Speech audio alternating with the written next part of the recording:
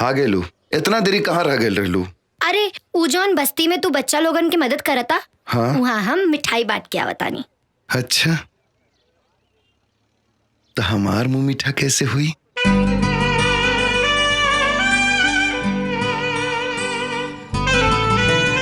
देखा, तू जौन मुंह मीठा करे के सोच रहल बाड़ू ना, हमारी इरादा उ नइखे।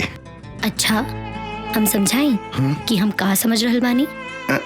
देखा, जौन तू करल चाहता रू, उ सब शादी के बाद होखेला। हाँ, हाँ। तो शादी से पहले का होखेला? सिर्फ मुंह मीठा। चला आवा, मुंह मीठा करा देता नहीं। अरे छोड़ बेशरम, एगो लड़की होके लेका के छड़ेलू।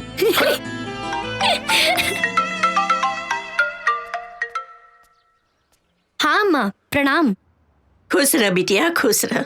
राउर तबियत कैसन बा? अरे हमरे तबियत का कहा बा बिटिया, बस एक बार सुरभि बिटिया के शादी तय हो जाए, हमरा के सब रोग से मुक्ति मिल जाई।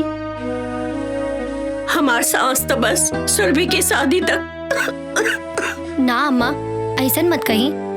हम जाना तानी, सुरभि दीदी के शादी की चिंता रवा के और बाबूजी के भीतर से तोड़ दिले बा।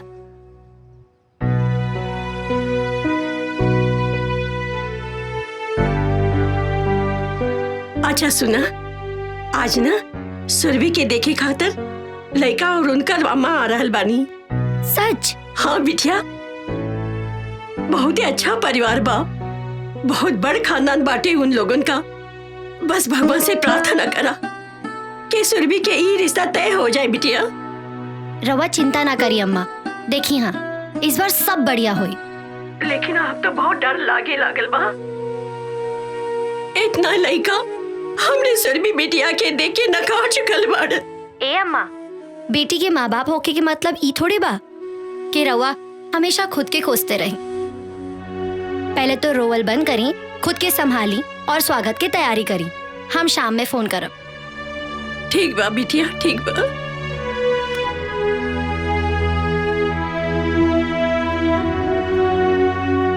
कमाल बा, अम्मा के तो बड़का बड़का ज्ञान देते रहलू कि बेटी के माई बाप होके के मतलब ई थोड़े ना होखे। आशुतोष, तू ना समझ रहल बाड़ा।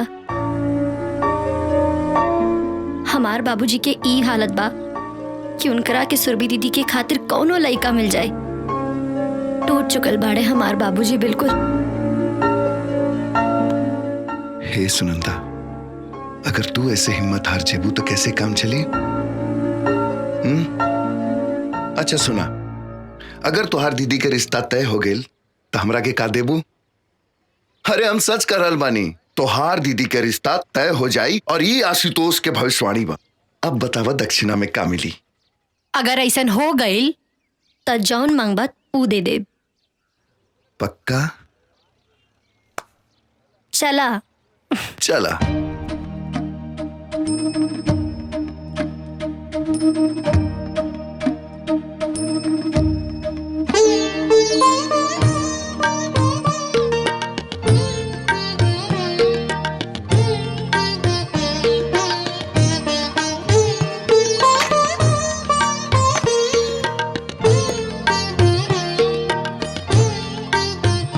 कौशल्या जी, हम अपने बेटियन के शिक्षा और संस्कार के अलावा कुछ नहीं दिले बने।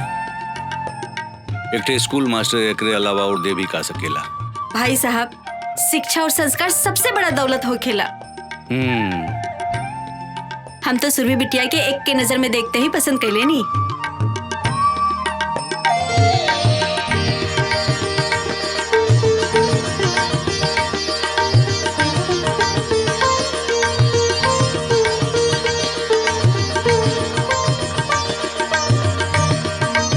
बहन जी, रहुआ हमरा सुरभि के बहू बना के ना हमने के नया जीवन देहले बानी। हमने के पास जवन कुछ बा सब प्रेम बेटा के ही बा। ना बहन जी, दहेज की बात ना करी। भगवान के दिहल हमरे पास सब कुछ बा। कमी बात है सुरभि जैसन बहू के। अब इनकरा के जल्दी जल्दी हमरे हवाले कर दी। प्रेम बेटा, अगर सुरभि से कुछ पूछल चाहत होगा तो ना बाबूजी, हमरा इनका से कुछ पूछे के नहीं है। काहे कि माँ के पसंद ही हमार पसंद बा, कि माँ की खुशी में हमार खुशी छुपल बा। तो इहो बता दा कि तोहार खुशी हमरा खातिर हमार जिंदगी बा।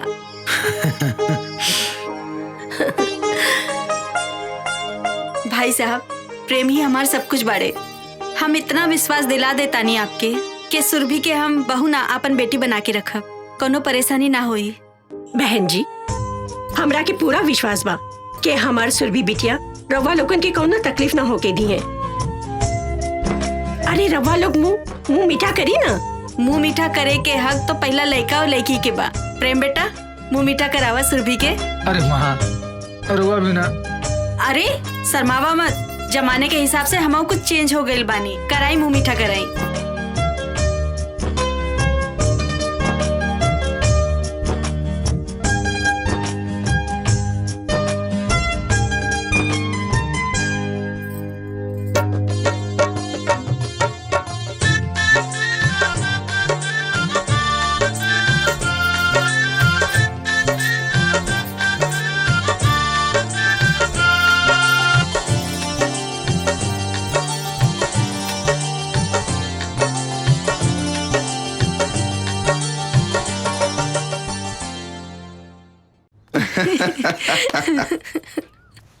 सच में आज पूरा दिन तोरा साथे गुजार के बहुत अच्छा लगल। काश ऐसने हर दिन हुई। हाँ हाँ, शादी के बाद देखब हम तोहार प्यार।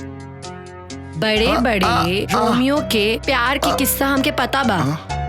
प्रेमिका और पत्नी चाय और केतली की तरह हो खेली। प्रेमिका चाय की तरह गरम और पत्नी केतली की तरह। एक सेकंड। हाँ दीदी, कैसन बाड़ू? सुनंदा, हमार तोहार साथ बस अब कुछ ही दिन के बा। काहे दीदी ऐसन काहे कह रहल बाड़ू? अरे बाबा, हम विदा होके प्रेम जी के घर चल जाए तो तोहरे साथे कैसे रहब? विदा होके प्रेम के घर? अब अच्छा, अब मतलब प्रेम के साथ? हाँ सुनंदा, प्रेम जी और उनकर अम्मा मतलब हमार होके वाली सासू माँ बहुत अच्छे लोग बड़। सच? अच्छा ये सब छोड़ा, ये बतावा कैसन बाड़े हमारे प्रेम जीजा जी। और पहले तो एक काम करा, हमके फटाफट उनके फोटो व्हाट्सएप कर दा। नहीं, उनकर दर्शन तो यहाँ आवे के बाद ही हुई। ना दीदी ऐसा मत करो ना प्लीज। अरे पगली, पहले हमरा के तो जी भर के देख लेवे दे। अच्छा तो ई बात बा। चला ठीक बा, मौका दे देता नहीं, लेकिन हमरा आए के बाद कोनो मौका ना मिली। मंजूर? मंजूर। अब जल्दी से भाग के यहाँ आ जा, हमरा के तोहरा से बहुत बात करे के बा। हाँ दीदी। अच्छा ये बतावा, हमार जीजा जी कौन शहर के गुंडा बाड़े? जहाँ तू अभी रह के पढ़ाई करल बाड़ू। का बात करल बाड़ू? तब तो फिर हम यहाँ उनसे मिलकर आपन परिचय खुद दे दे। अच्छा अब हम रख रल बानी। काहे इतना जल्दी क्यों? अरे पगली, तोहार जीजा जी के जी भर के देख तो लेवे दे हमरा के। ठीक बा दीदी, रखा तानी। अब हमार शर्त पूरा करा। ठीक बा, मांगा जे मांगे के बा। रहदा रही सही समय पे हम अपने आप मांग ले। चला आज हम तोहार मुंह मीठा कराई। काहे? तू काहे? खुशी के बात तो हमरा खातिर बा, तो हम करवाई। अरे बुड़बक, तू समझत नहीं खू। जब तोहार बहन के रिश्ता तय हो गई, मतलब हमनी के रास्ता क्लियर हो गई।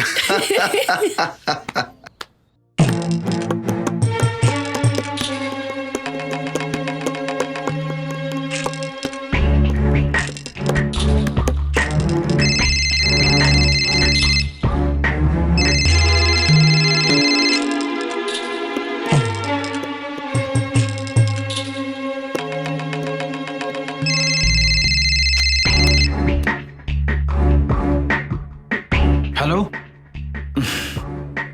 प्रेम बाबू, 10 लाख रुपया चाहिए। का? कौना बात की?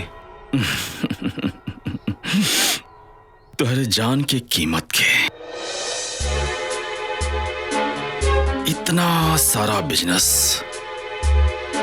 इतना सारा कंपनी के मालिक तुम्हारे खातिर तो 10 लाख तुम्हारे हाथ के मिलवा। बात तो तू सही कहला, लेकिन तुरा ऐसा आदमी के हम 10 लाख तो दूर, बल्कि 10 रुपया देवल पसंद ना करब।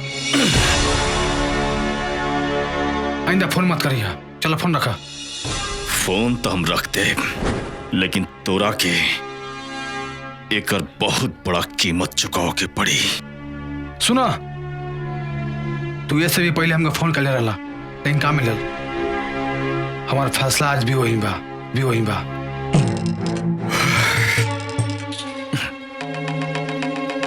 तो ठीक बा, फोन हम काट देते नहीं और आगे समय पर ही छोड़ते नहीं। प्रेम बाबू,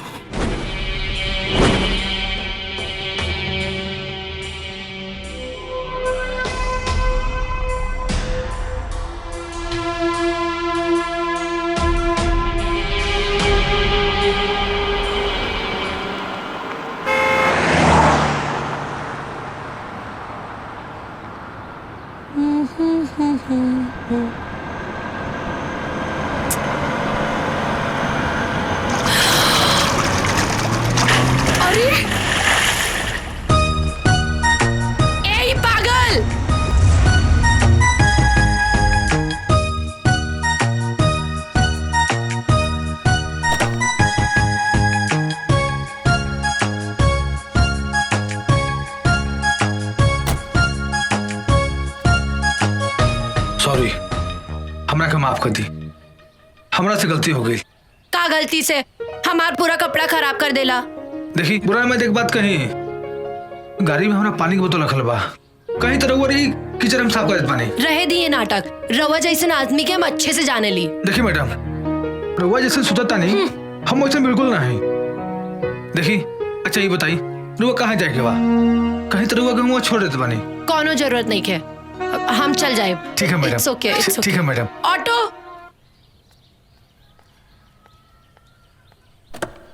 हमरा ऊपर देखा ना, पूरा कीचड़ उछाल देलस। का तो तू छोड़ दिलू काहे ओकरा के? हमके फोन करे के चाही ना। अरे हम छोड़नी कहाँ, उनकरा के हम इतना सुनौनी। हाँ। अरे उनकर तो सांस रुक गई रहे। बेचारा हमरा से पानी पुछलस, हम मना कर देनी। अच्छा फिर का कहलस हु? कही का हमरा आगे केहू के बोले की हिम्मत भइल बा आज तक? ना केहू के ना भइल। फिर का भइल? फिर का भइल, बेचारा माफी मांग मांग के जमीन में गड़ गई। तब जाके हमरा दिल के सुकून मिलल कि एगो मर्द तोरा सामने झुक गईल, ऐही से ना? फिर आगे का भइल? फिर आगे उ हमरा खातिर ऑटो मंगवाइलस और उ में बैठ के हम तोरा लगे आ गई नी। अच्छा फिर का हम तोरा साथे एजा बैठल बानी। ना सुनंदा, हमके तो कुछ गड़बड़ लग रहल बा। का गड़बड़? कि उ तोहार पीछा पहले से करत हुई, अब तोहरा ऊपर नजर रखले हुई। अच्छा? हाँ, अब मौका देखते ही तोहरा ऊपर कीचड़ उछाल देलस और उहे बहाने तोहरा से मुलाकात हो गई। और का और दिल तोहरा ऊपर आ गई। साचो? हाँ। तब तो हम जा रहल बानी। कहाँ?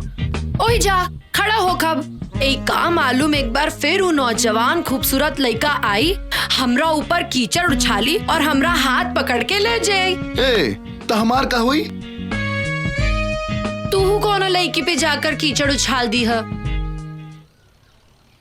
ए सुनंदा, हमारे जिंदगी से तोहरा दूर होके के मतलब आशुतोष के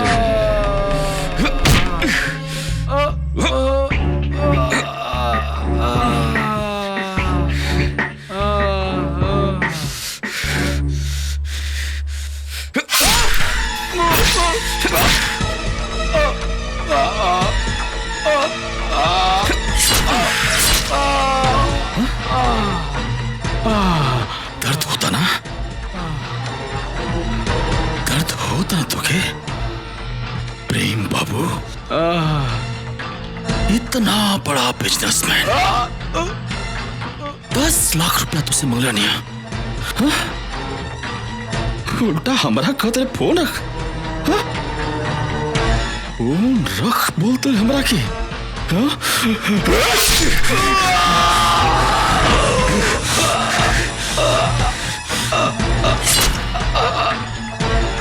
देख कितना भारी पड़ल तुके हमरा के फोन रखे की बोला, हाँ? तुके कितना भारी पड़ल, हाँ?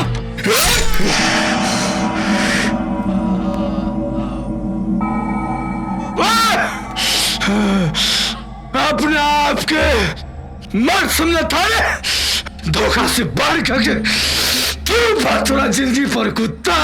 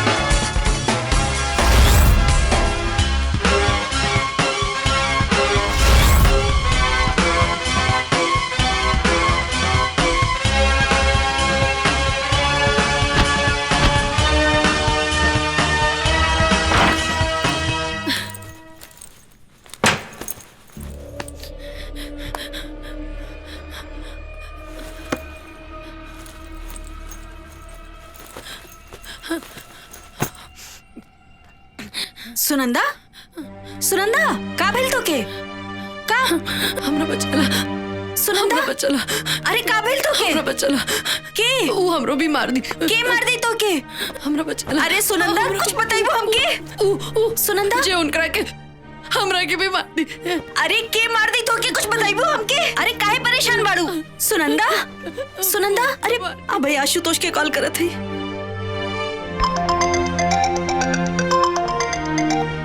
हाँ रश्मि बोला। हेलो आशुतोष, कहाँ बाड़ा तू?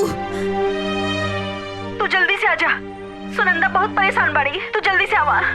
अच्छा ठीक बात, तू घबरा मत, हम जल्दी आवत नहीं। सुनंदा, सुनंदा, सुनंदा, का भेल तो के? रश्मि बचाना हमरा के। सुनंदा, सुनंदा, का भेल सुनंदा? काहे घबरा रहल बाड़ू? हाँ? आज का भेल? बतावा। मार दी मुझे सुबह हमरा पे कीचड़ फेंकलस। कुछ कालस का हमरा आगे के सामने उनकर आके एक बदमाश मार दे और सबूत का मिटावे खातिर हमरो मार दी। कुछ ना हो तोरा, हम तोरा साथ बानी सुनंदा, अपना आपके संभाला, कुछ ना हुई, कुछ ना हुई।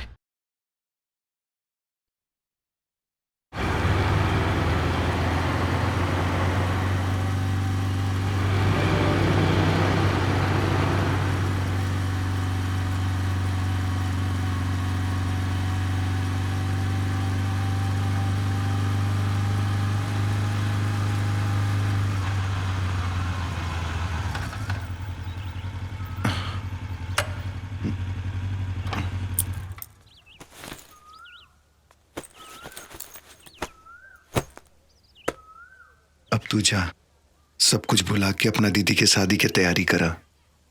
और सुना, अपना ख्याल रखिया, अगर तोहरा के कुछ हो गए तो हम। परेशान मत हो, हम अपन ख्याल रखब। बाकी हम तोहरा के अपना घरे भी ना ले जा सके नी। अरे इस सब फालतू बात के बारे में मत सोचा। वैसे भी तोहरा दीदी के शादी के बाद अम्मा बाबूजी तोहरा घरे आई हैं। बस इस शुभ घड़ी के खूब बढ़िया से एंजॉय करा। एक बात के ध्यान रखिया, अपना तरफ से केहू के भी शिकायत के मौका मत दिया। ठीक बा, हम खूब एंजॉय करब और शादी के हर एक पल के जिए के कोशिश करब। बस अब खुश। ठीक बा, हम चला तनिया। ठीक है, संभल के जाइए। हाँ।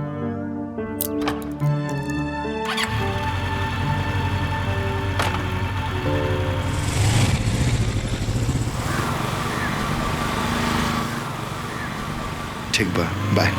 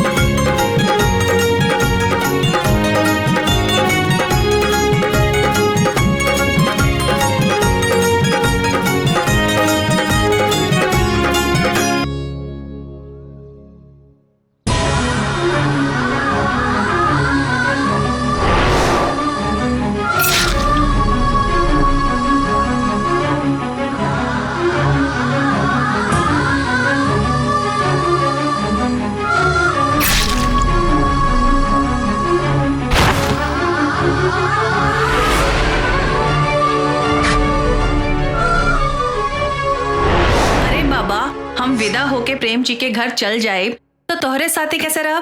विदा होके प्रेम के घर? अब अच्छा, अब मतलब प्रेम के साथ? हाँ सुनंदा, प्रेम जी और उनकर अम्मा मतलब हमार होके वाली सासू माँ बहुत अच्छे लोग बड़।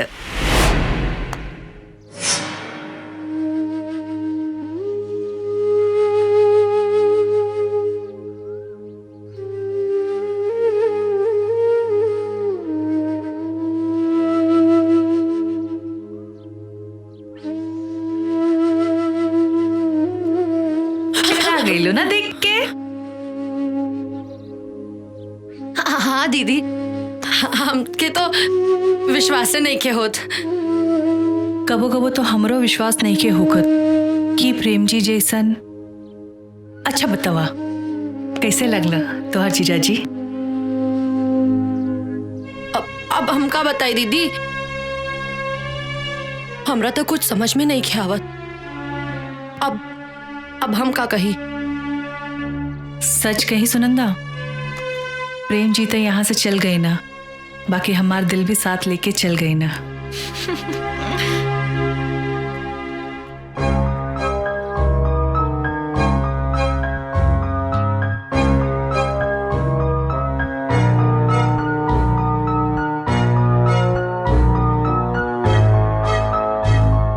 प्रभु, ई का हो गई?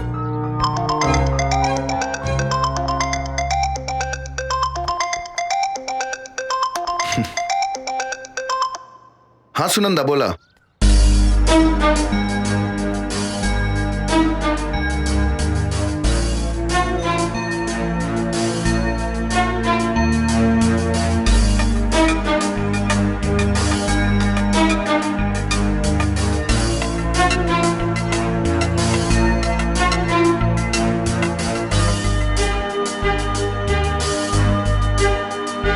तो तू ये बात अपना दीदी के बतौलू हो कि ना? ना आशुतोष, हमार हिम्मत ना भय। दीदी तो अपन एक एक पल प्रेम के सपना में जी रहल बाड़ी। अगर दीदी के सच्चाई पता चली। अच्छा आशुतोष, हमके एक बात नहीं के समझ आवत कि इतना सब कुछ हो गई, लेकिन अब तक प्रेम के घर से कोनो खबर ना आयल। हम का कहता नहीं, अगर हो सके तो तू एक काम करबा, जाके मालूम करा कि सच का बा। शायद हम जे देखनी हा वो गलत होके। भगवान करे कि गलत हो। हम अभी प्रेम के घर जाके सच के पता लगावे की कोशिश करता नहीं। तू उनका घर के पता भेजा जल्दी। हाँ हाँ ठीक बा।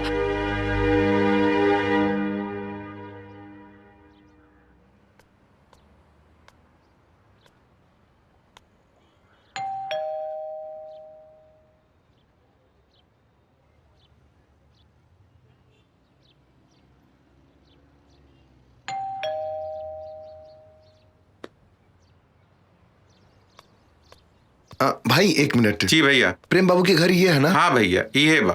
तो घर में केहू नहीं खे का? ना भैया, घर में केहू नहीं खे। कहाँ गए सब लोग? प्रेम के परिवार में उनके अम्मा के सिवा दूसर केहू नहीं खे भैया। तो अम्मा जी कहाँ बनी? इकलौता बेटा के मौत के उनकरा के इतना गहरा सदमा भइल की बेचारी एक बिस्तर पर सिमट के रह गईली। हॉस्पिटल में जिंदगी और मौत के बीच लड़ रहल बानी।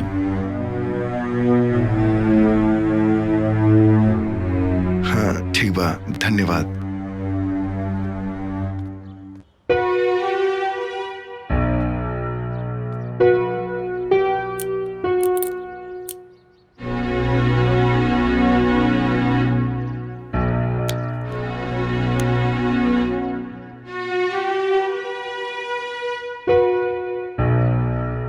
हेलो सुनंदा। हेलो। हम प्रेम के घर गए रहनी।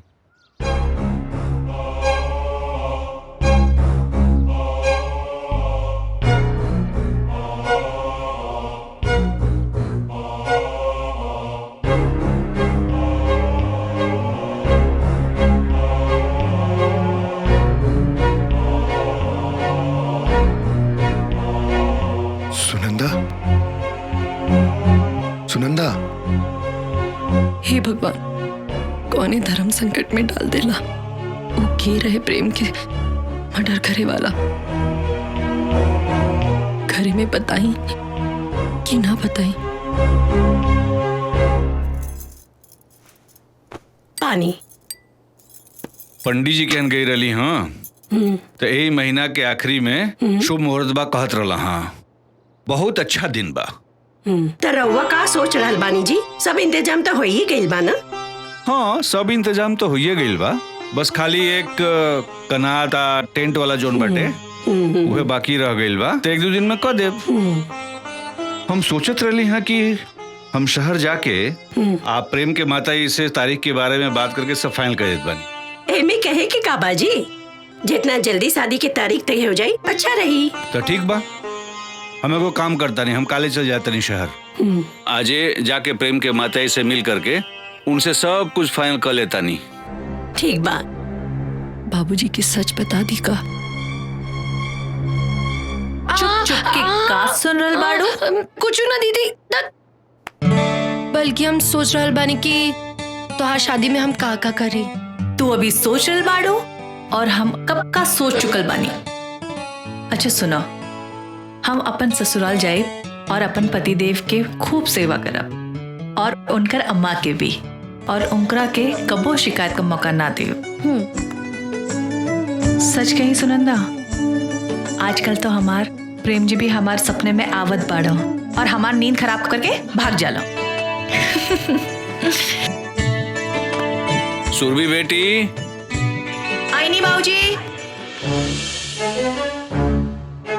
हमार ए समय सच बतावल ठीक ना हुई। दीदी कितना खुश बाड़ी।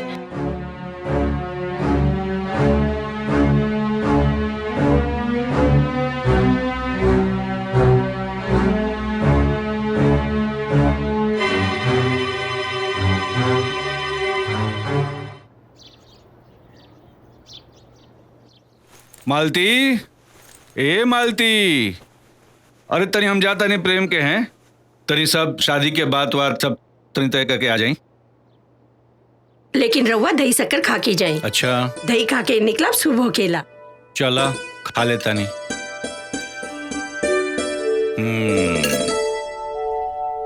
बाबूजी, हाँ रास्ते में खाए के कुछ सामान बा, याद से खा लियो। चला ठीक बा। अब दीदी हम बानी ना बाबूजी के साथ में, अब तब बाबूजी के कोनो बहाना ना चले दे। बाबूजी हमके कॉलेज में कुछ काम बा, तो हम सोचनी है रौरा साथे चल के हम अपन भी काम निपटा ले और इहे बहाने अपना होके वाले जीजू से भी परिचय ले ले। ई बात बा। मालती देखा, अब तो और कुल टेंशन खत्म हो गई ना। चलो सुनंदा, चल जाओ, चला चला।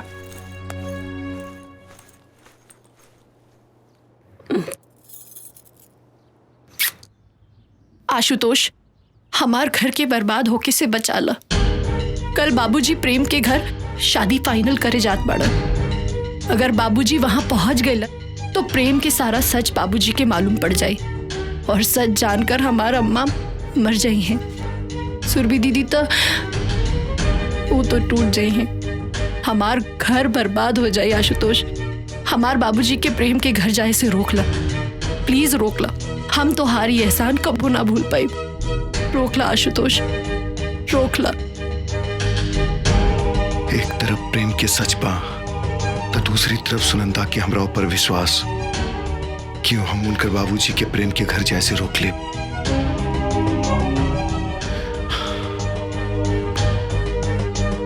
हम उनकर घर बर्बाद हुए से रोक ले, लेकिन कैसे? कैसे?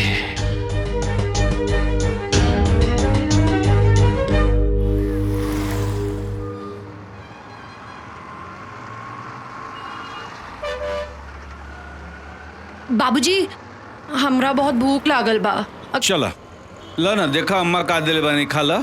ना माँ बाबूजी, आज घर के ना, आज चली कहीं बाहर खाइल जाए। लेकिन बेटा बहुत देरी हो जाई, समझल कर बात के। अच्छा चली चाय ही पी लियल जाए। बेटा बहुत देर हो जाइए, वो काम कर जाओ। प्रेम के घरे चले के उनका अम्मा जो चाय वाय बना के दिया वो पी लिया। ठीक बा ना? ठीक बा। हाँ चला। हे भगवान, चला आ गई।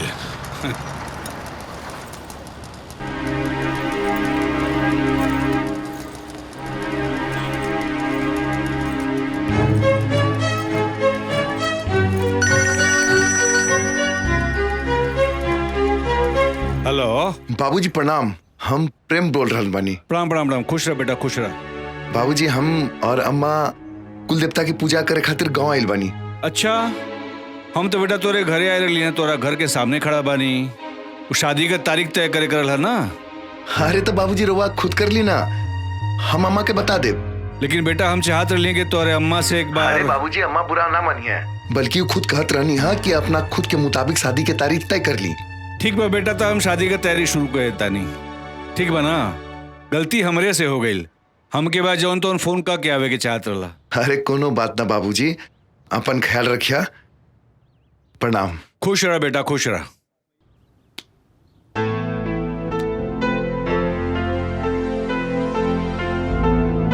का भइल बाबूजी? प्रेम और उनकर अम्मा जौन बा तौन कुल देवी का पूजा करे खातिर गाँव में गईला। अच्छा? हाँ देखा दड़ू, केहू के बगैर जौन बा तौन बंगला कितना सुना लगत बा।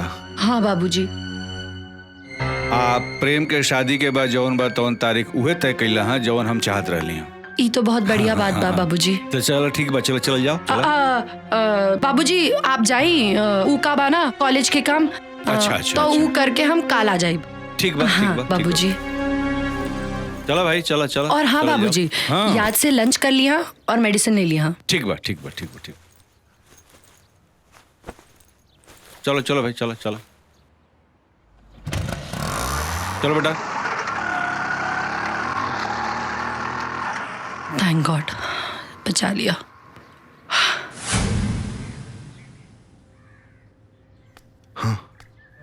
हमरा के माफ करता सुनंदा।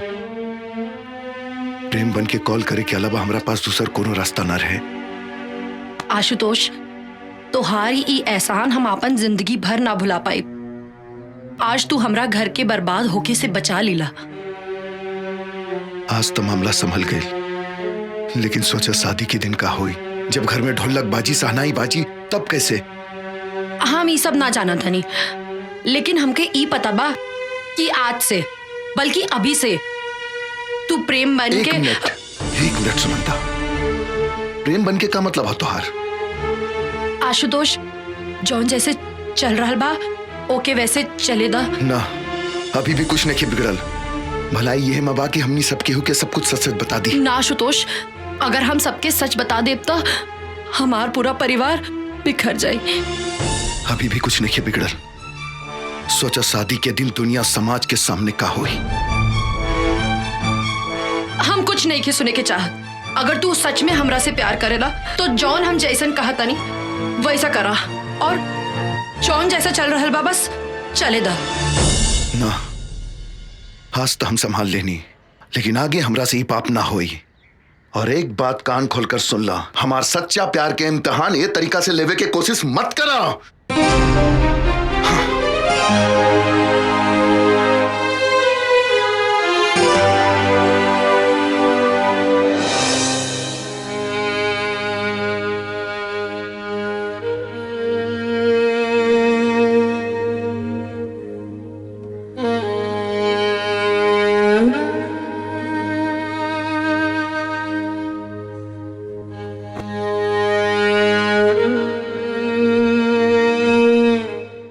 ये साड़ी तोरे पे बहुत सुंदर लगी। और हाँ, ससुराल में जाइए ना तो केहू कुछो बोली जवाब मत दिए। हाँ? पहले पहल सब बोलेला, बाद में सब ठीक हो जाला। बाबूजी, हम पानी लेके आवत आनी। ए बेटी यही ले ले जा। जी अम्मा। रख दिए।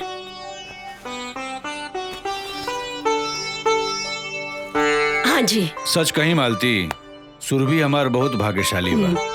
इतना बढ़िया लड़का बहुत पुण्य से मिलेला। अच्छा, ऐसा का कह देली जमाई बाबूजी? अरे करिहा का, तारीख तय करे गई रही हाँ, तो का कहला के रोवे तय कर दी तारीख। हाँ। हाँ। अच्छा। हाँ। और ही का कहलन जमाई बाबू और संबंध जी? कहिया का तारीख तय हो गई। सुरभि, का भइल बिटिया? कुछ नहीं अम्मा, आ रहल बानी। अच्छा, और ही कुछ ना बोले नहीं है संबंध जी? अरे समधन जी से मुलाकात हुई तब न कुछ कही हाँ। रवा जमाई बापू घरे गई तो रहली ना? बाबूजी, पानी पी ले दो, सब कुछ इत्मीनान से हम बताओ तानी।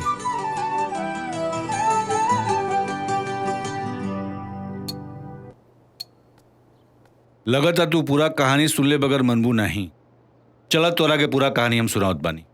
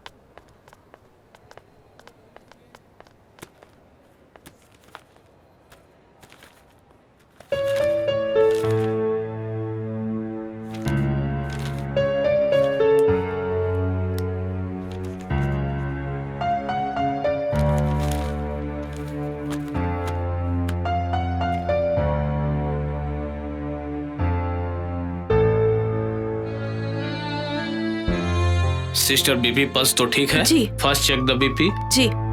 बीपी चेक कर लेना और टाइम टाइम से दवा देते जाना, ठीक है? और उसकी रिपोर्ट हमें बता देना। ओके सर। ओके।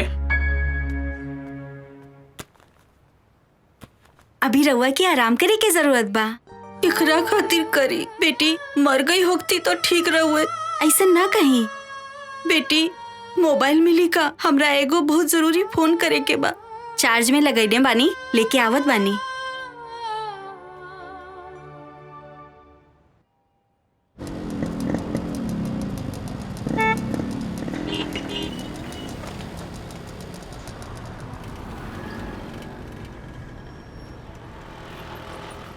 गुप्ता जी 25 तारीख के हमरे सुरभि बिटिया का शादी बा, लेकिन एक दिन पहले हमरे दरवाजा पर शहनाई बजे के चाहिए। मास्टर साहब आप चिंता ना करी, सुरभि हमारे बहन के समान बाड़ी। हम ऐसा इंतजाम करब कि लोग देखत रह जाइए। 1 मिनट रुक जाए। हेलो, कौशल्या बोला तानी। नमस्कार समधिन जी। कैसन समधिन? केकर समधिन?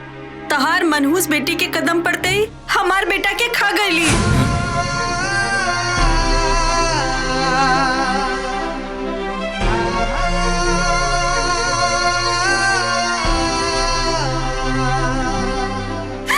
इतना फोन मत करिया, समझला? हमार तोहार कोनो रिश्ता नहीं खे।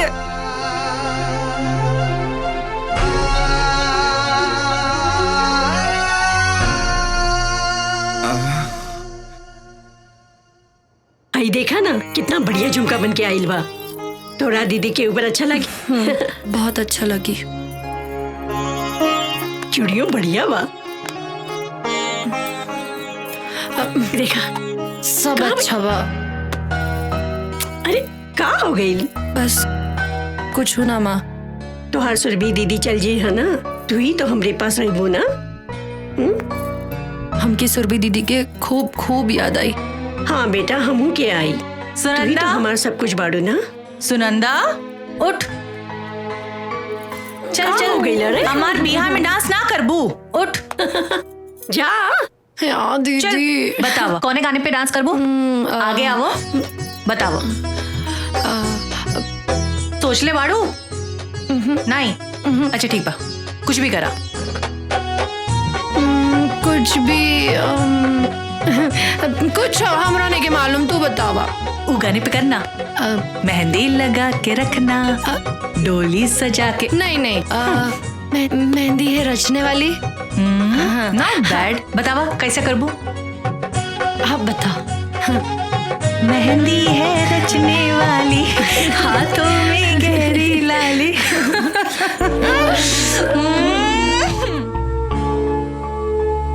अरे नहीं नहीं, सुनंदा सुनंदा सुनंदा, रुक रुक रुक रुक। अरे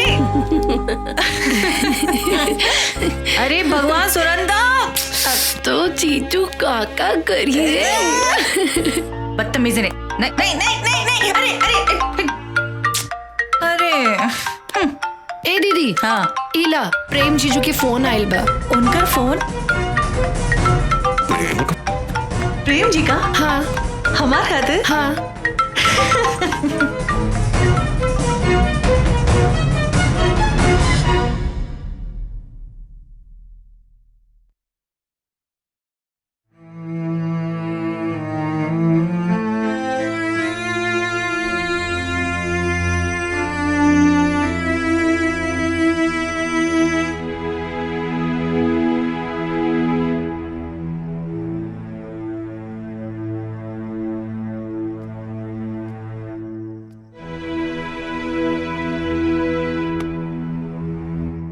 बाबूजी आप?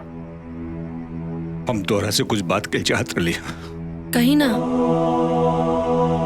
का सच में प्रेम का फोन आए रहे? हाँ बाबूजी, काहे रवा के ऐसन काहे लग रहल बा कि आज प्रेम के अम्मा का फोन आए रहे। प्रेम का सच जाने के बाद भी तू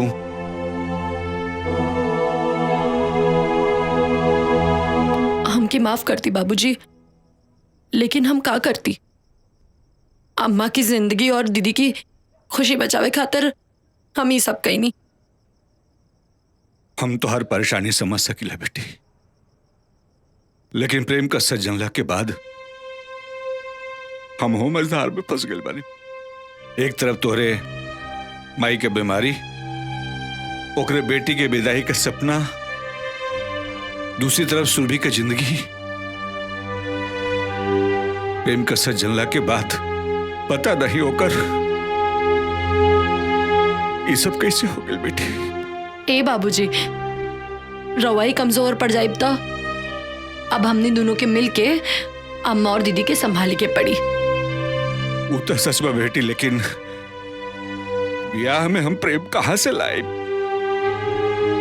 अब ई सब बाबूजी ईश्वर पे छोड़ दी। उहे हमनी के मझधार में फसैले बाड़े, अब उही हमनी के पार भी लगई है। और जन प्रेम का फोन आई रहे बाबूजी, वो हमरे कहे पर आशुतोष प्रेम बन के कॉल कैले रहने।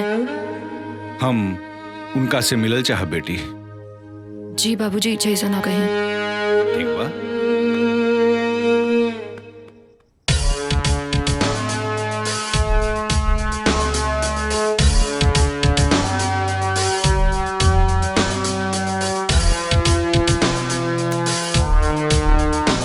सर, एगो सुनंदा नाम की लड़की के आईडी मिलल बा।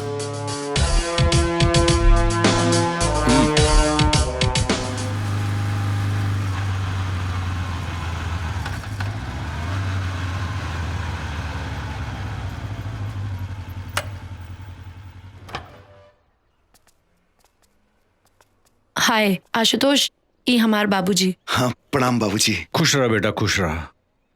तू प्रेम बन करके हमारा परिवार के बर्बाद होके से बचा लेला, लेकिन एकरा आगे का हुई? बाबूजी, हम जॉन कहनी सुनंदा के खुशी खातिर कहनी। हमरा पता बा जे कुछ भी हो रहा बा वो ठीक नहीं हो रहा बा। हम तो हम लोगन के एहसानमंद बनी बेटा। तो हम लोगन अपन खुशी के दाव पर लगाकर मालती और सुरभि के खुशी देवे के कोशिश करत बड़ा। एक बाप अपना एक बेटी का खुशी छीन करके दूसरा बेटी के कैसे। लेकिन बाबूजी,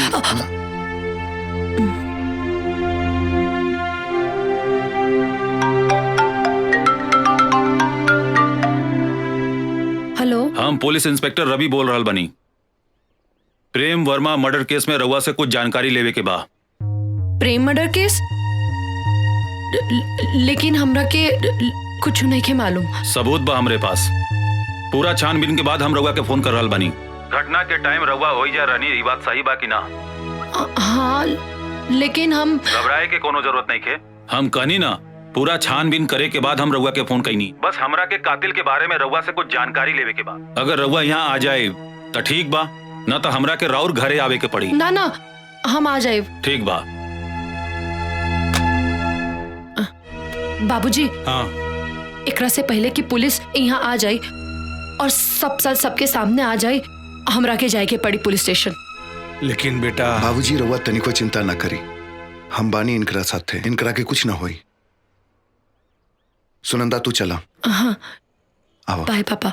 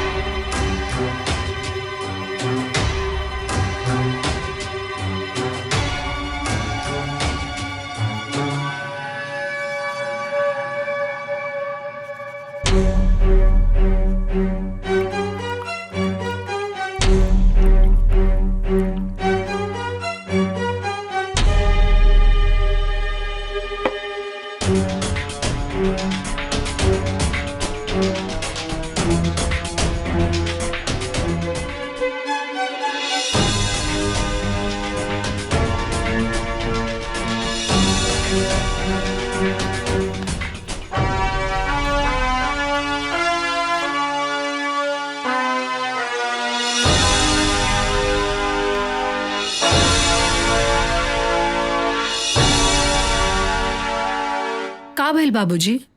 रवा बहुत परेशान लग रहल बानी। अरे प्रेम का दोस्त आयल बानो शादी में मदद करे खातिर। का?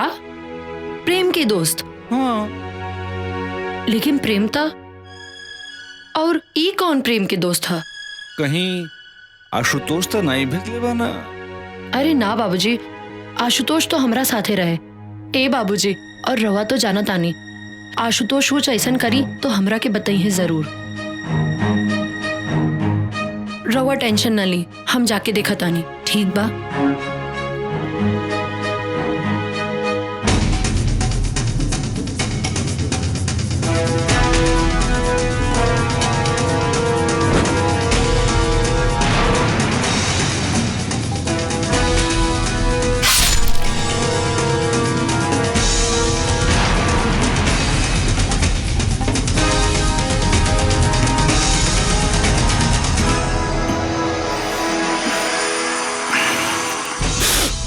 तू आ गलू, बड़ा सही टाइम पाइल वालू।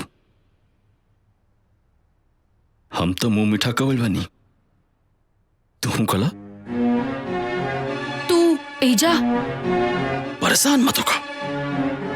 अभी हम शादी तक बनी जा, आराम से मिल बैठ के बात कर ले जाई। सुनंदा तू आ गई लो। ई पुष्कर जी हैं, तोहार जीजा जी प्रेम जी के दोस्त।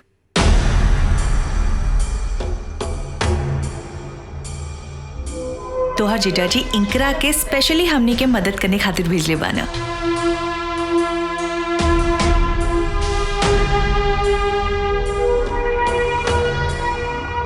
बड़ा खुश नसीब बने जा आप लोग, जौन प्रेम जैसन आप लोगों को दामाद मिला। लाखों में एक बा हमार दोस्त। अरे खड़ा काहे बनी, आई बैठी, साथ में नाश्ता कर लिया। हाँ सुनंदा बैठा। ना दीदी, हम बहुत थक गइल बानी, और फिर पुष्कर जी तो शादी तक यहाँ रही हैं, तो खूब बातचीत हुई।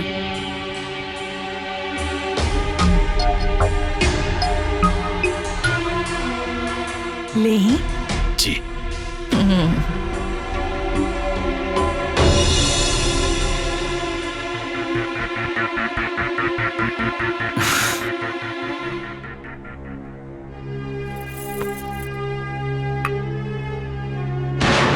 ई पुष्कर जी हैं, तोहार जीजा जी प्रेम जी के दोस्त। अरे सुनंदा बिटिया, पुष्कर जी से का बात भइल है? हाँ माँ, खूब बात भइल। ऊ प्रेम जीजा के खूब तारीफ करत रहे। हाँ ता दामाद जी तारीफ करे के लायक बटले बाना। आज के जमाना में इतना सुंदर केहू होला का? सही कह रहल बालू मलती, लेकिन तई जा कर के उनका के चाय वाय हाल चाल पूछ ले। तू देखा जमात एक भी नाराज हो जाए चली, लेकिन दमाद का दोस्त नाराज नहीं होके के चाहिए। ई कुल तो रुआ के ध्यान रखे के चाहिए, कहीं कुछ ऊंच नीच हो गई तो खाए पिए का ध्यान तोहरा न रखे के चाहिए, हम ही कुल ध्यान रखब। देखी बड़ी मुश्किल से सुरभि बिटिया के इतना अच्छा रिश्ता मिलल बा। अरे हम तो उम्मीदें छोड़ देले रहली, लेकिन ये घर में फिर से खुशी के दिन आइल बा। अब हम कौनो सब कुछ तो हम ही करीला ना, फिर भी तू ही ध्यान रखा तो ठीक बा, हम ही कुल ध्यान रखब। हाँ?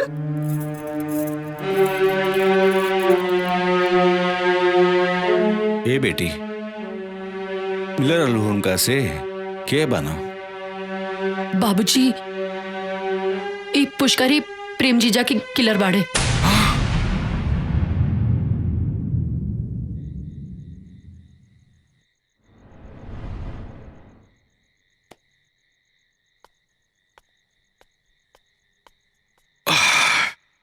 अकेले कहाँ बैठे बालू? यहाँ आवे के पीछे तोहार मकसद का बा? प्यासा कुएं के पास क्यों जाता है? मतलब? हमरा सब कुछ पता बा। देखा ना, तुहार अम्मा बाबूजी शादी का सपना देखा तलो, और तुहार बहन सुरभि वो तो सब ख्वाब बन रहा बिया। हमरा समझ में नहीं आवत, वो प्रेम खाती हाँ? जौनी प्रेम के मार दिले बनी, वो प्रेम से शादी करे खाती।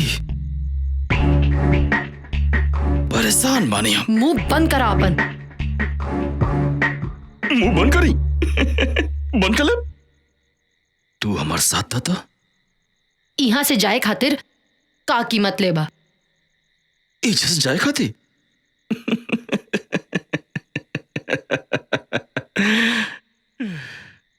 बड़ा सोच समझ के आयल बनी हम। जब तू पुलिस स्टेशन में हमारे खिलाफ कंप्लेंट के लिए बोला, वो पुलिस से बची खाती। ऐसे बढ़िया जगह तो हमरा के कहीं और ना मिली।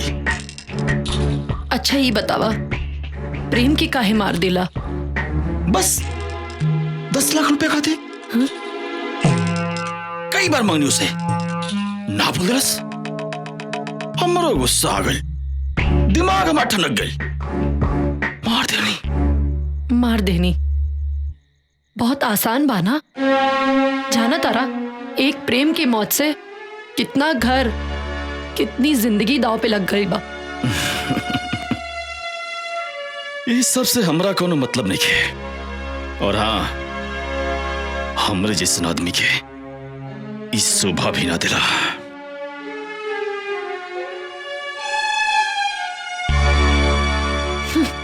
बास्टर्ड।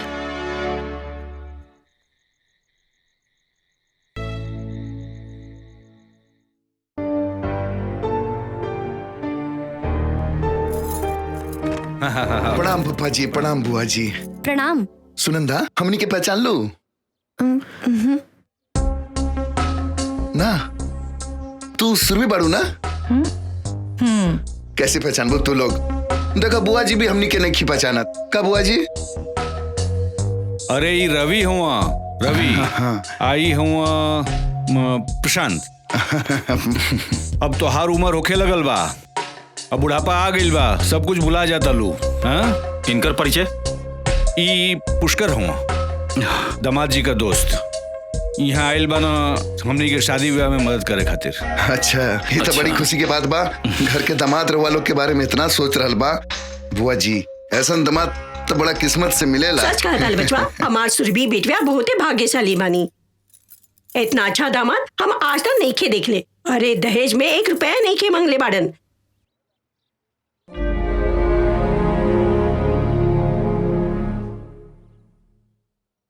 अरे सुरभि बिटिया, यहाँ लोग के चाय वाय पिएबू?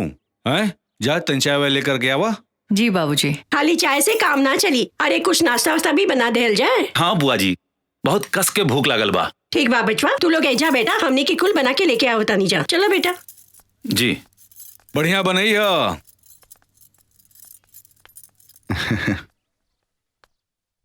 और पुष्कर बाबू बताएं प्रेम जी के बारे में, उनकर पसंद, उनकर नापसंद, ताकि शादी ब्याह में कोई तरह की दिक्कत ना हो सके।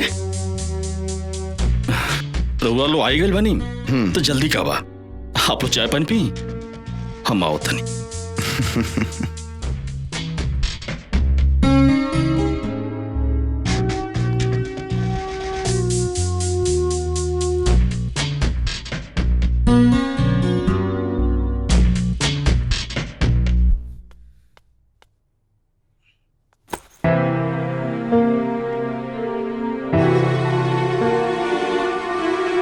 अचानक ही दो रिश्तेदार आधा मकना। इस सचमुच रिश्तेदार हवा या सुनंदा का कोनो चाल बाटे।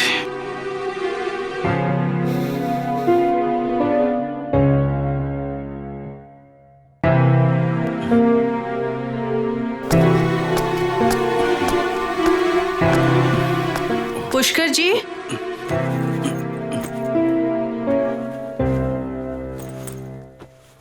ई का आपन सामान पैक करल बानी?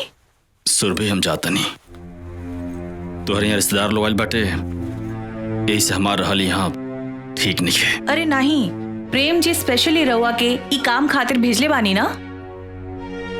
सुरभि तू टेंशन मतलब, प्रेम के हम समझा ले, और अब यहाँ हमार रुकल ठीक नहीं है। कोनो बात जरूर बा, केहू कुछ कहलस का? अरे नहीं नहीं, केहू कुछ ना कहा, लेकिन हम नहीं चाहत कि हमारे वजह से कोनो समस्या होके। कुछ ना होई, हमरा के बताई। सुनंदा ई नहीं चाहत कि हम यहाँ रहें। सुनंदा, सुनंदा। हाँ दीदी आई। पुष्कर जी के का कहलू? हम कुछ ना कहनी है। और इनकर यहाँ रहले से तोहरा का प्रॉब्लम बा? हम कुछ ना सुनब, माफी मांगा उनकरा से। कितना मुश्किल से हमार नसीब में ई दिन देखे के मिलल बा, और तू घर आए मेहमान से ऐसा व्यवहार कइल जाला। अगर पुष्कर जी यहाँ से चल गए ना तो हम तोहरा के कबो माफ ना करब।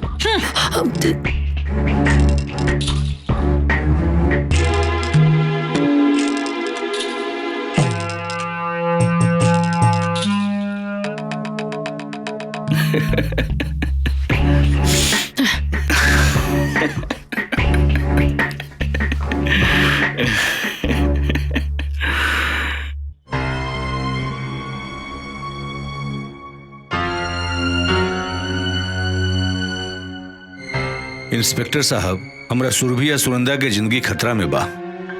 पता नहीं पुष्कर कोने खतरनाक इरादा से यहाँ आयल बा। ओकर जिंदगी बचा ले इंस्पेक्टर साहब। रउआ हाथ मत जोड़ी। हम विश्वास दिला रहल बानी कि सुरभि और सुनंदा के कुछ न होके देव। और रहल बात प्रेम के सच्चाई के, तो ये कहल बड़ा मुश्किल बा कि जे दिन मालती जी और सुरभि के सच पता चली वो दिन का हुई। चिंता तो यह बात के है इंस्पेक्टर साहब, बार बार कोनो अनहोनी के आशंका हमनी के सच बतावे से रोक रहल बा। लेकिन कब तक आशुतोष? एक ना एक दिन मालती जी और सुरभि के पता तो चलबे न करी। लागत है कि हमनी के अभी पुष्कर के ऊपर फोकस करे के चाहिए। एक तरफ सुनंदा के जान खतरा में है और दूसर तरफ सुरभि। सबूत मिटावे खातिर सुनंदा के जान भी ले सकेला। ना आशुतोष, हमारा रहते ऐसा ना होई। हम मानता इंस्पेक्टर साहब, लेकिन जानता नहीं वो पुष्कर जौन बा तो सुरभि के सुनंदा के खिलाफ भड़का रहल बा। दोनों बहन के बीच में दीवार खड़ा कर रहल बा। तकरे दी ओकरा के अपना मकसद में कामयाब होके दी और दोनों बहन के दुश्मनी उनकरा के उलझा के रखी, बुझली? और उनकरा के ऐसा लगे के चाहिए कि वो अपने मकसद में कामयाब हो रहल बने। लेकिन इस सबसे हमनी का फायदा होई आशुतोष? उनकर ध्यान सुनंदा और सुरभि के बीच दीवार खड़ा करे में लागल रही और हमनी के उनकरा खिलाफ जाल बिछावे में लागल रहा। बाकी एकर खबर उनकरा के ना चले। तो इंस्पेक्टर साहब आप ये बताइए, आपका आगे का प्लानिंग बा? पुलिस के टीम टेंट वाला और हलवाई बन के कबो एजा आ सकेला। बस रउआ लोग के बड़ा इत्मीनान और कायदे से काम लेवे के पड़ी उनकरा से, और पुष्कर के शक न होके। ठीक बा, जैसन रउआ चाहता नहीं वैसने होई। गुड। ली चाय पी। का रउआ भी वजीर बादशाह में उलझा रहेला? वजीर बादशाह में ना उलझल रहिला, हम अपना बेटा आशुतोष के बारे में उलझल रहिला। तो हमरा के बता दी, हम ओकरा से मौका देख के उलझल रहा। हमरा के मालूम बा कि हमारा चाल पे वो कौन चाल चली है, हमारा कौन बात पे वो तकरार करी है। ई शतरंज के बिसात पर मोहरा ना, ई हमार आशुतोष बाणे। हमरा के तो हमेशा सुनंदा के माँ बाबूजी के चिंता लागल रहेला। बेटी का बाप इतना मजबूर रहेला। तू गलत कर रहल बाड़ू शांति। सदानंद जी से हम मिलल नहीं खे, लेकिन उनकरा बारे में हमरा के मालूम बा। बिटियन के पाल पोस के बड़ा करे वाला बाप कभी कमजोर नहीं हो सकेला। सच कहीं कमजोर हमनी के बानी जा। अपने बेटा के बारे में सोचत रहेली, बेटी के पाल पोस के बड़ा करब, ओकरा शादी बियाह करे का सौभाग्य सब कर के नहीं मिले। सच कर रहल बानी रउआ। कन्यादान के सौभाग्य किस्मत वाले माँ बाप के मिलेला।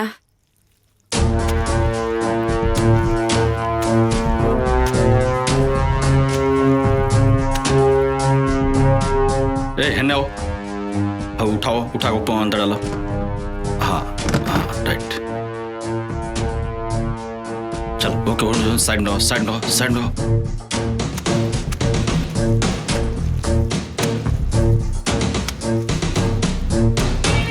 हाँ ऊपर ऊपर बनाओ के मजबूत करो।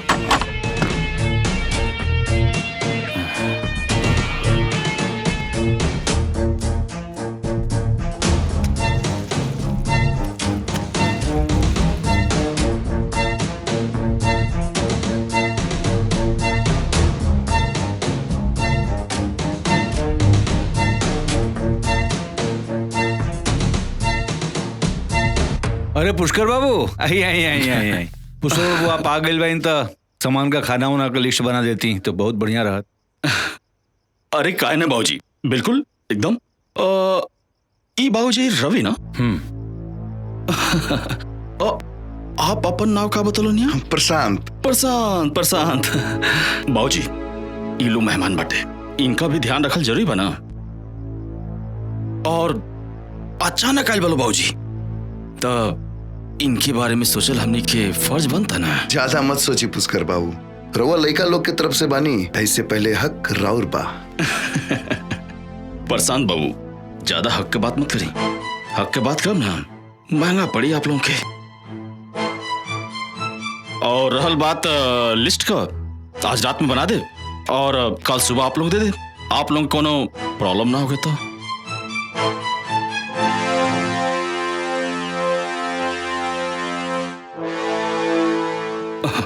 अरे इतना सोचले का बात बा?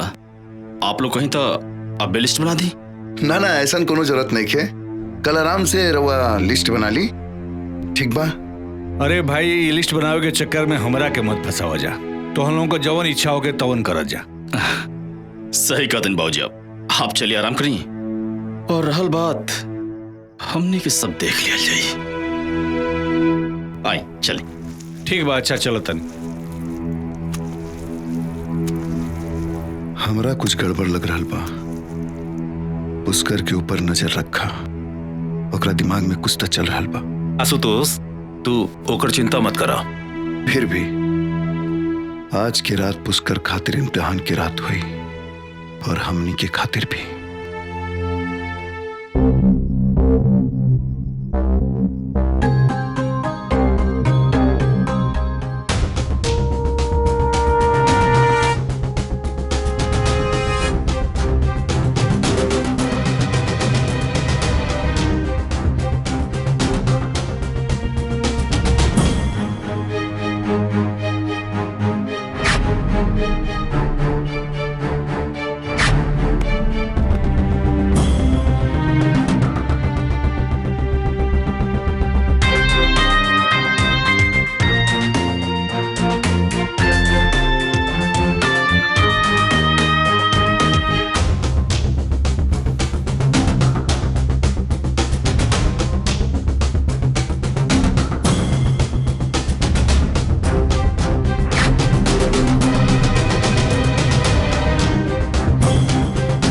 कुछ न कुछ गड़बड़ तो जरूर बाटे।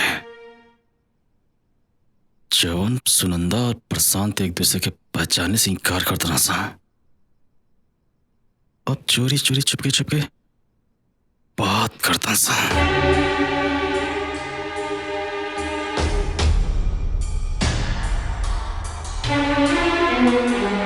आपन शक दूर करे खाते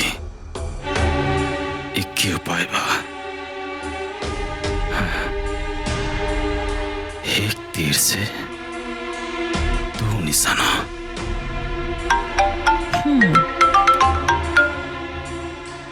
हेलो। आप?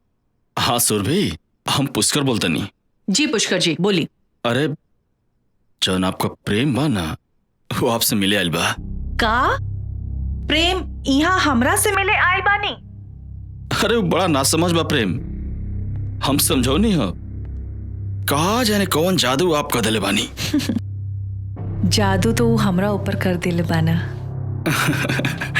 देखा ना कमाले बा, यहाँ तू बेकरार बालू और वहां ऊ ससुरा बेकरार बा।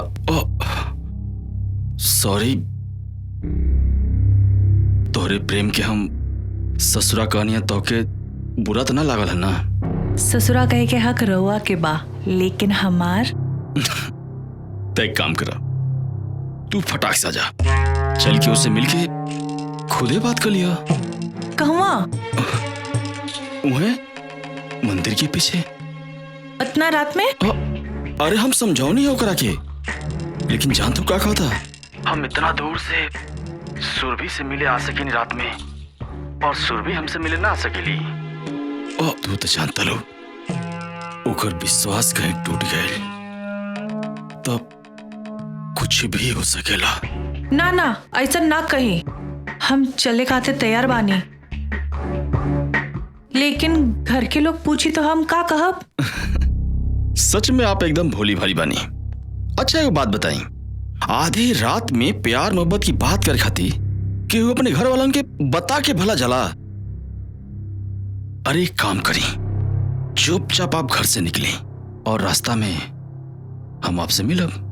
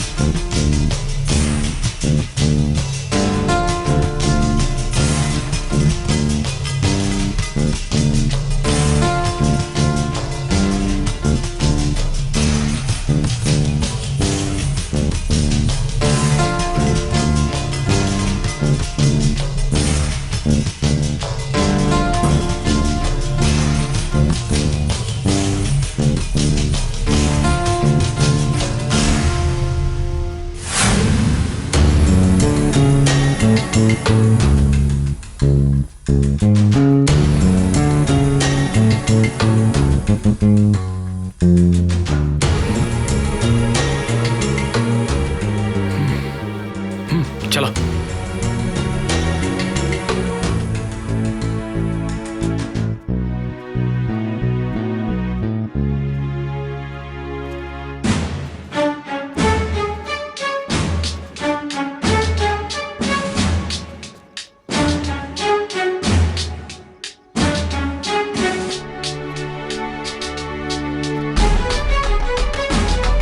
इधर आओ।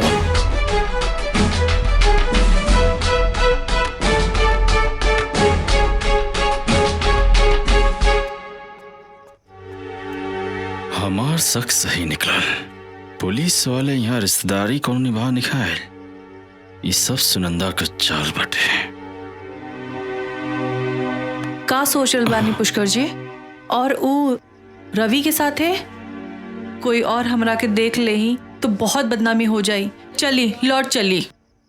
घबरा मत, हमरा तो लगता है सब सुनंदा कौन कौन चाल बटे तो क्यों देखल नहीं चाहत। हमरा के ऐसा लगता जब हम घर से बाहर निकलत रहनी तो वो हमरा के देख लेलस। सही कतल तू। सच बताई तो तुहार शादी होखत वो देखा लिखे चाहत। कल हम ओकरा से ये बात करे। ठीक बा, आओ चलो।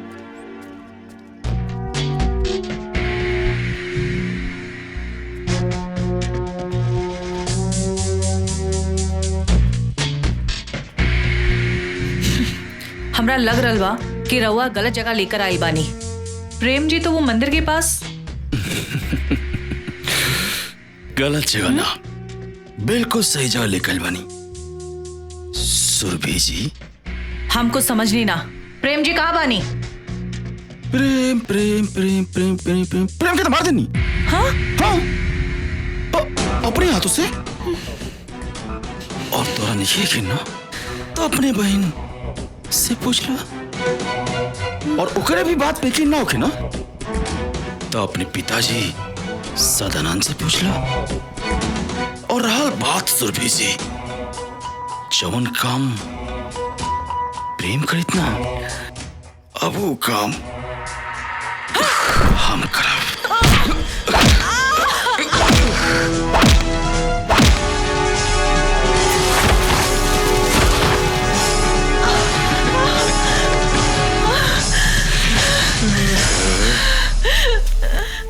कहाँ भाग के जेबू सुरभि?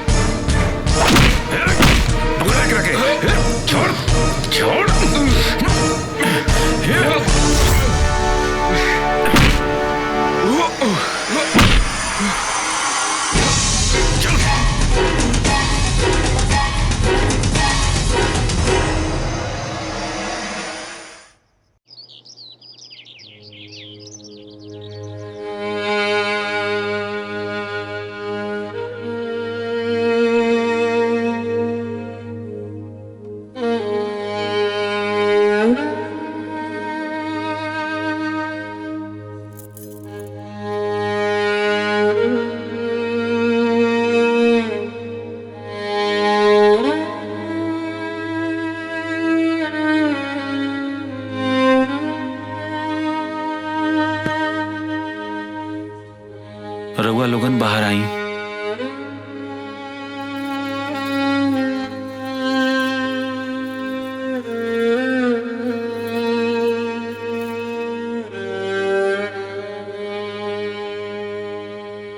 सुरभि के कोनो बात के सदमा लगल बा।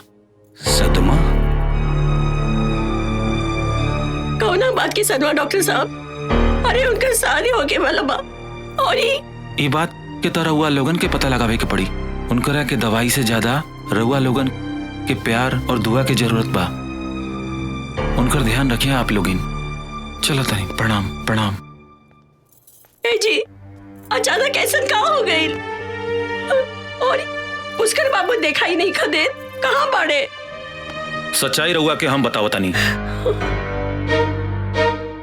अब ना रोके लोगन, मालती जी के सच जानल बहुत जरूरी बा। पुष्कर राउर दमाद प्रेम के दोस्त ना, उनकर कातिल बा।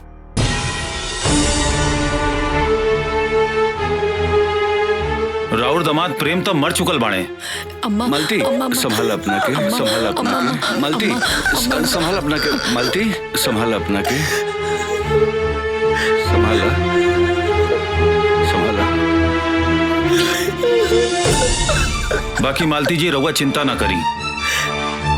अगर रउआ लोग चाहो तो सुरभि के शादी जरूर होई। हम करब सुरभि से शादी।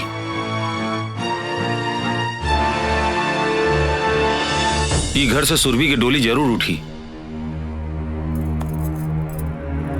बाकी फैसला रउआ लोगन के ऊपर बा।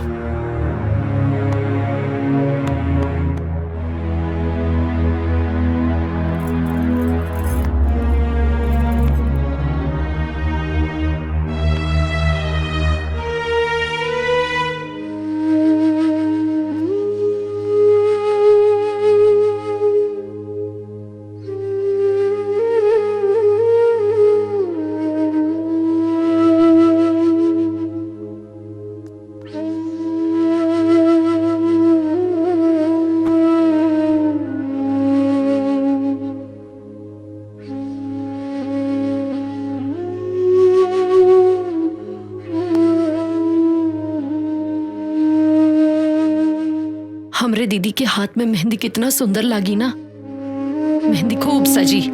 वो दिन तो हम खूब नाचब। लेकिन ऐसा तब हुई जब तुहार दीदी रवि से शादी करे खातिर तैयार हो जी हैं। तैयार काहे ना हुई है? अरे दरोगा जैसा पति सबके नसीब में थोड़ी ना होला।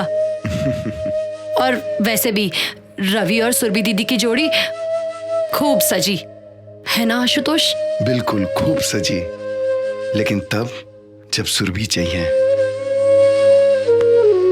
कुछ बोला ना दीदी। हम समझा तानी कि रवा प्रेम के अपना दिलो दिमाग में बसा चुकल बानी। लेकिन इस सच्चाई बा कि प्रेम अब इस दुनिया में नहीं खे और होनी के टाल सकेला। बोला ना दीदी। रवि एगो अच्छा लड़का बा सुरभि। कम से कम अपना अम्मा बाबूजी के बारे में सोचा। रवि के स्वीकार करला, यह में घर के भलाई है। तू लोग जा यहाँ से।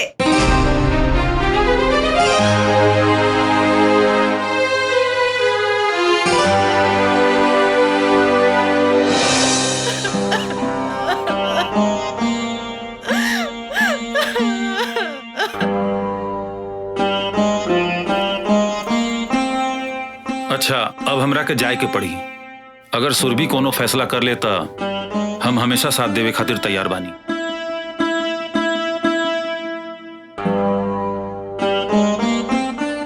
बेटा तुम्हारी एहसान हम जिंदगी भर ना भूल पाए। अरे ना बाबूजी, रघुआ ऐसा मत बोली। जिंदगी के कुछ फैसला तो ऊपर वाला ही करेला। लेकिन बेटा, हमरा सुरभि के डोली जरूर विदा हुई। अगर सुरभि, अच्छा हम चलत बानी।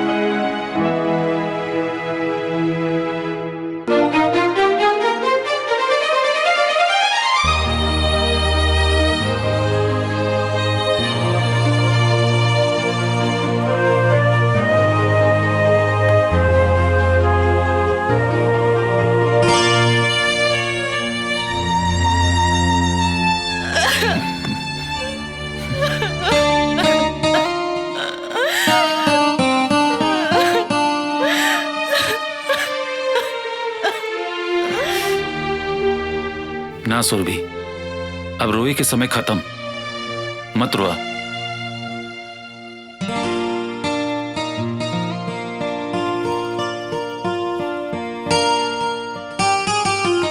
ये आशुतोष बाड़े। अरे सुनंदा के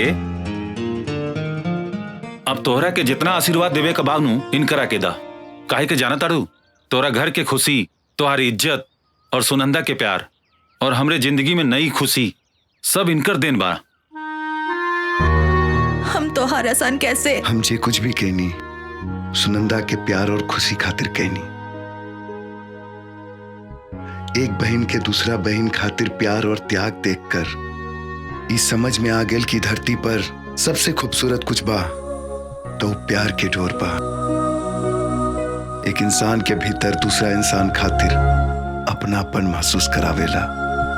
तो सुनंदा के प्यार के खातिर एगो काम और कर दी। कल ई घर से एक डोली ना 2 डोली विदा होके के चाहिए। अगर रउआ तैयार बानी तो हम रवि जी के साथ।